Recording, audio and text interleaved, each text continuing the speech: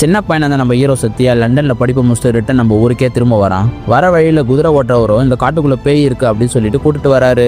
இதை கேட்கற நம்ம சத்யாவுக்கு பேய் மேல நம்பிக்கை கிடையாது. டிராவல் பண்ண டயர்ல வந்த உடனே தூங்கிடுறான். காலைல எழுந்து பார்த்தா புல்புல் அங்க உட்காந்து கட்ட பஞ்சாயத்து பண்ணிட்டு இருக்கா.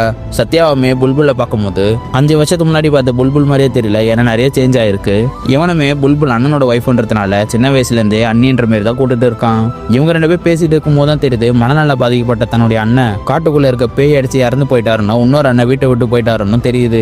அவனுமே புல்புல்ட்ட இந்த ஊர்ல என்னதான் நடக்குது சொல்லிட்டு கேட்கறான். அவளுமே உங்க பெரிய அண்ணி வீட்டுக்காரி இறந்து போனதுனா ரொம்ப வருத்தமா இருக்காங்க, போய் அவங்க கிட்ட கொஞ்சம் பேசுன்னு சொல்றா. அவனுமே அவங்க கிட்ட போய் பேச பாக்குறான். அவங்க மொட்டெல்லாம் அடிச்சுட்டு வெள்ளப்படவை கட்டிட்டு இருக்காங்க. இவனுமே அவங்க கிட்டே போய் உங்க வீட்டுக்காரி எப்படி இறந்துட்டா சொல்லி கேட்கறான். அவங்களுமே எல்லாரும் சொன்ன மாதிரி வீட்டுக்காரு பேய் அடிச்சுதான் இறந்து போயிட்டாரு சொல்றாங்க.